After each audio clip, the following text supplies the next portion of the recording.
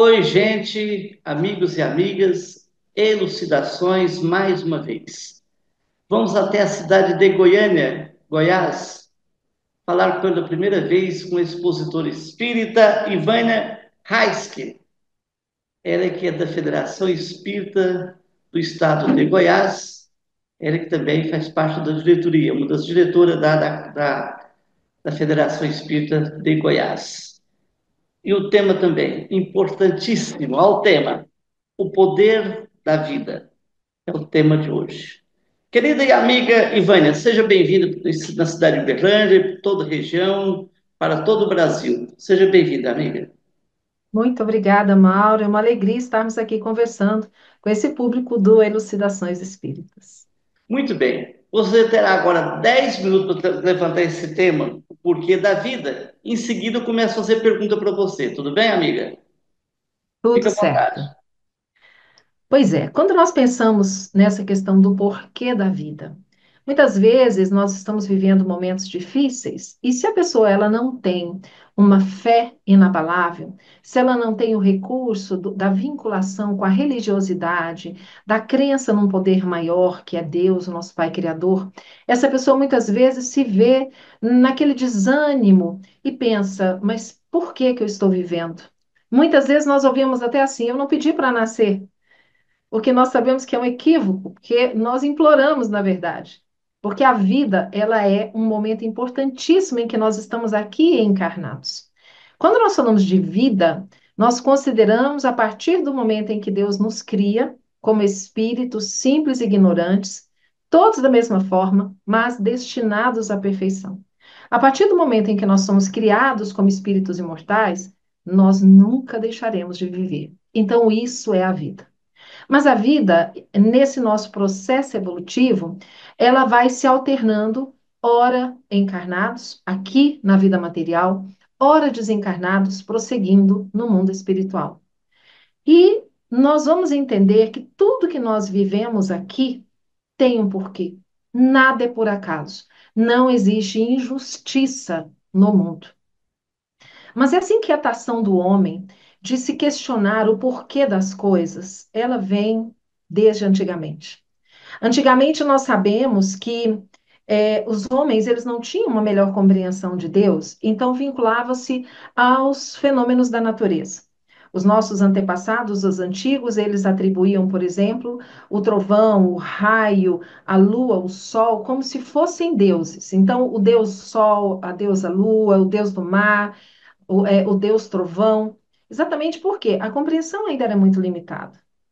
Mas Deus, na sua sabedoria, vai nos enviando, à medida em que nós vamos tendo essa capacidade de compreensão, ele vai nos enviando espíritos missionários para nos ajudarem na compreensão do porquê de nós estarmos aqui e de como é que funciona o mecanismo da justiça divina. Então, nós podemos destacar três momentos da humanidade. O primeiro deles, com a primeira grande revelação de Deus para a humanidade, que foi trazida por Moisés. Nós vamos lembrar que era, naquela época, o único povo monoteísta. Os demais povos, eles ainda acreditavam na existência de vários deuses. E dessa forma como nós relacionamos, relacionando as coisas materiais. O Deus da guerra, o Deus do amor, a deusa do amor, e por aí vai, né? Deus da colheita. O povo monoteísta era o povo de Abraão, era o povo hebreu. E ali vem Moisés. E Moisés nos traz os 10 mandamentos, que é a lei de Deus. Moisés ele foi um legislador humano que teve um papel importante também na disciplina daquele povo naquele momento.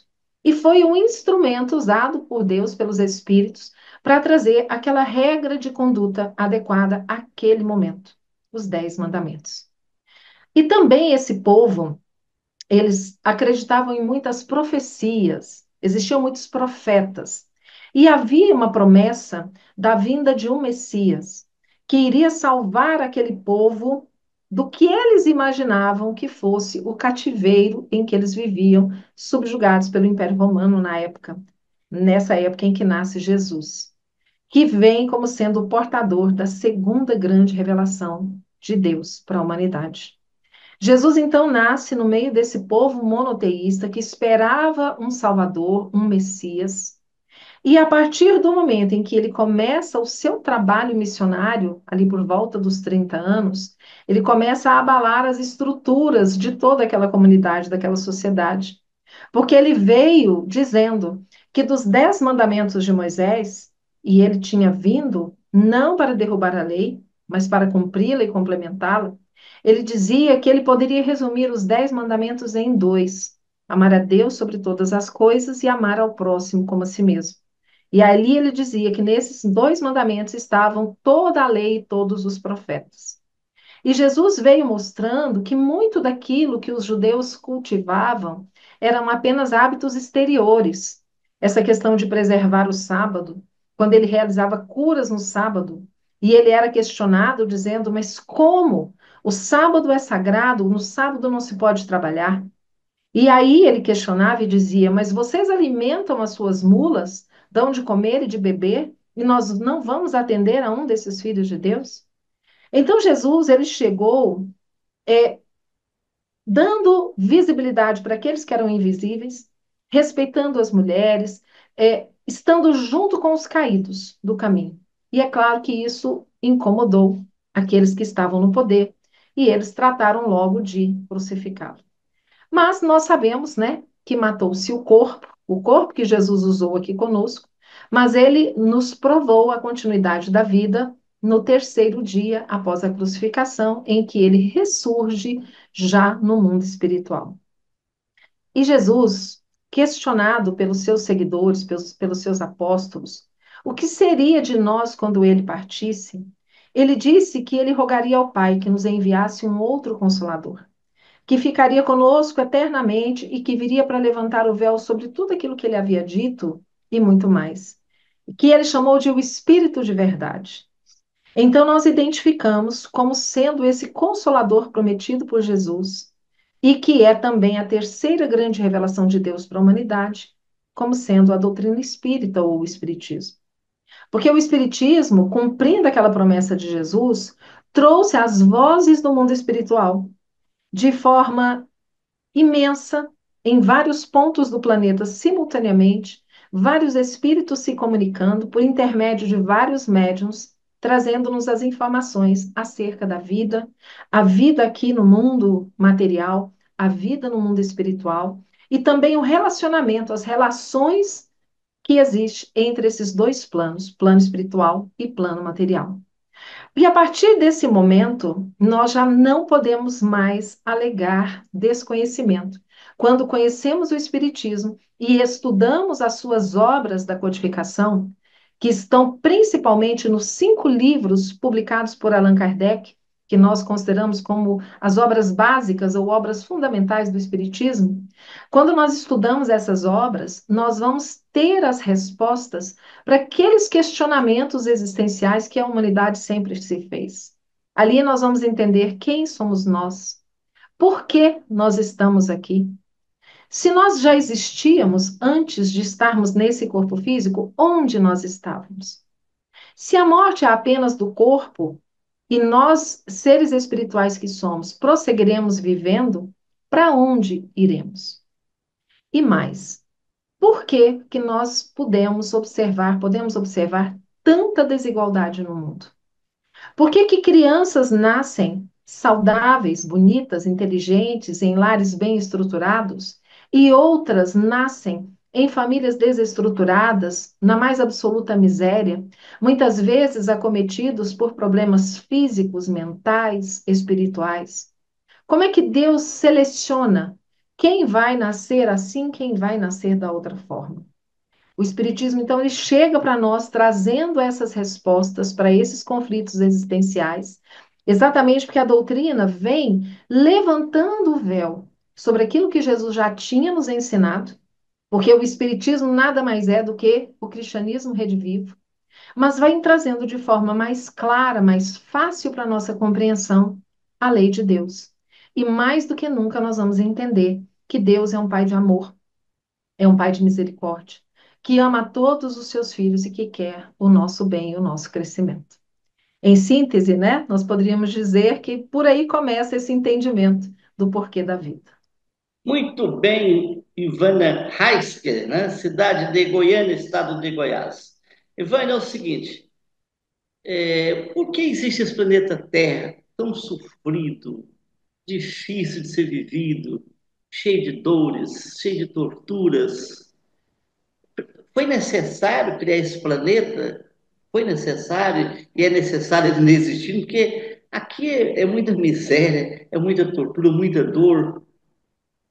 Não teria jeito de evoluir de outra maneira, Evânia? Tem que passar por esse planeta aqui? Como é que é? Na sua visão?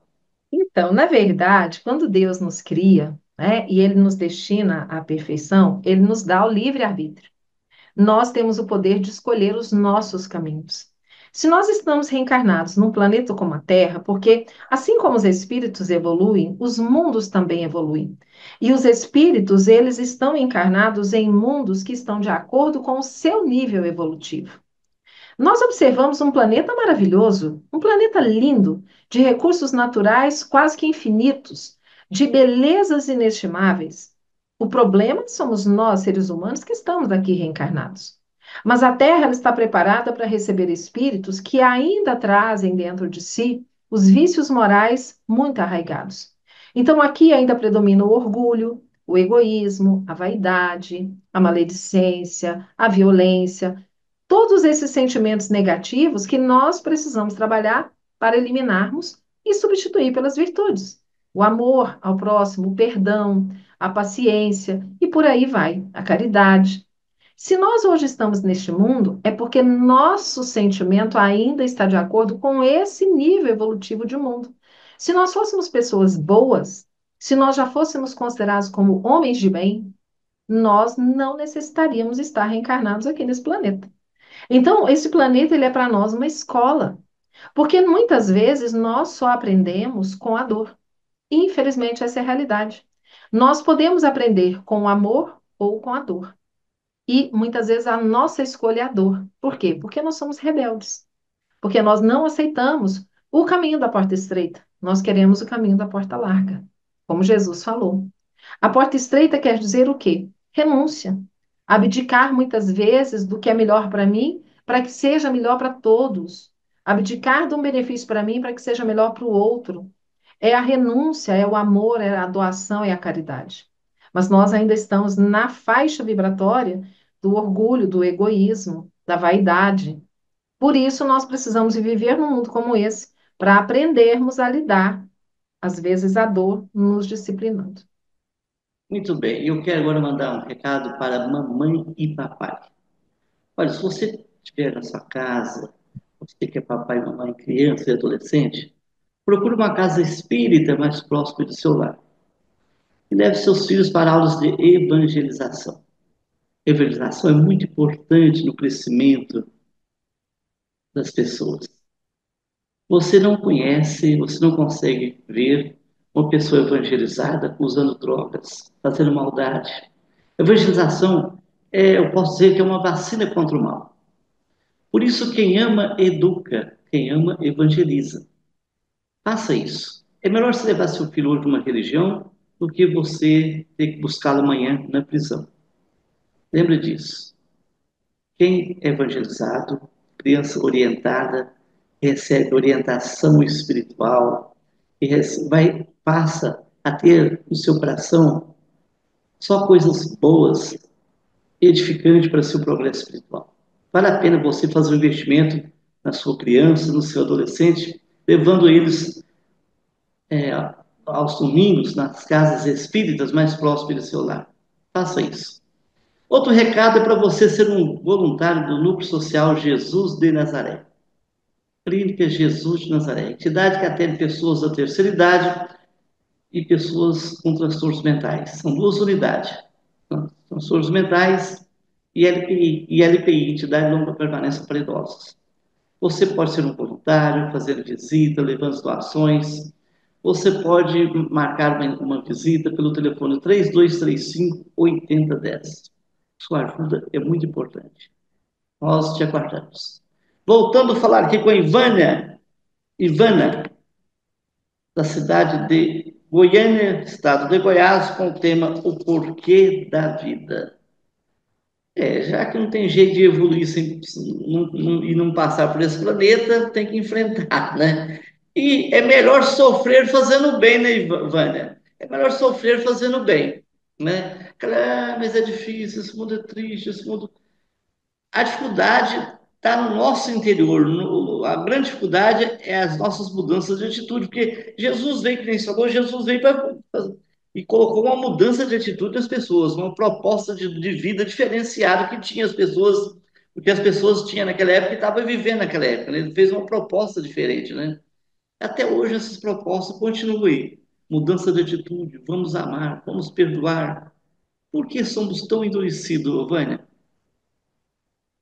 Quando nós aprendermos que a felicidade ela está dentro de nós e que ela não depende de fatores externos, independentemente de nós onde estivermos, nós seremos felizes. Quando Jesus falou que a felicidade não é desse mundo, exatamente porque ele conhecia o nosso íntimo. Quando nós aprendermos a conviver num ambiente que, embora seja hostil, mas que eu não permita que ele me afete, e eu prossiga fazendo o bem, como você falou, vale a pena fazer o bem. Porque quando nós fazemos o bem, nós somos os primeiros a sermos privilegiados e recebemos o benefício. A alegria de poder fazer algo por alguém é algo que todas as pessoas que fazem trabalho voluntário relatam. Da alegria de doar uma parte do seu tempo, de doar o seu esforço em benefício do bem do semelhante, do bem comum da sociedade. Nós precisamos, então, justamente cultivar essas virtudes. E hoje, principalmente, nós precisamos muito cultivar aquilo que Kardec fala como sendo o BIP do Espiritismo, né? A benevolência para com todos, a indulgência para com as imperfeições alheias e o perdão das ofensas. Se nós colocarmos isso em prática, dificilmente nós teremos dificuldades para viver. Porque mesmo se nós estivermos passando por privações materiais, e se nós tivermos a fé fortalecida, nós vamos entender que aquilo é momentâneo, que está acontecendo para o nosso bem, embora nós ainda não entendamos muito bem o porquê daquilo acontecer, nós confiamos que Deus está no comando, que Jesus nos conhece pelo nome e ele sabe que aquilo é importante para nós. Então nós vamos atravessar da melhor forma possível aquele momento de turbulência na nossa vida. E também com a certeza de que tudo passa. Não existe turbulência para sempre. Nós vamos sair dessa zona de turbulência e estaremos num ambiente de céu azul, sem turbulência. Então, depende de nós atravessarmos esse momento turbulento da nossa vida. Para isso, é preciso que nós tenhamos, primeiro, a fé fortalecida pelo conhecimento que o Espiritismo nos traz. E essa luta diária para nos transformarmos em pessoas melhores. Essa é a nossa luta, é o nosso objetivo aqui neste mundo, vivendo neste momento. E Excelente. Mauro, desculpa, mas uma coisa que é importante também nós lembrarmos é o seguinte: quando nós pensamos, mas por que que eu estou passando por essa dor? Por que que o meu vizinho tem uma vida melhor que a minha? Então, nós vamos lembrar que nada é por acaso, que o que hoje nós vivemos, nós estamos colhendo algo que nós semeamos. Porque tudo aquilo que se planta, se colhe. O que eu colho hoje é o resultado daquilo que eu plantei no passado. Tanto no passado mais distante, de encarnações anteriores, como no passado dessa própria existência. Muitas vezes é a consequência dos meus atos que agora estão trazendo para mim, para minha vida, a dificuldade. Então Deus não erra. Deus não erra. Ivane, eu ouvi sempre uma mensagem dizendo o seguinte: é, de acordo com a lei distributiva, o homem sofre aquilo que fez os outros sofrer. Você confirma isso?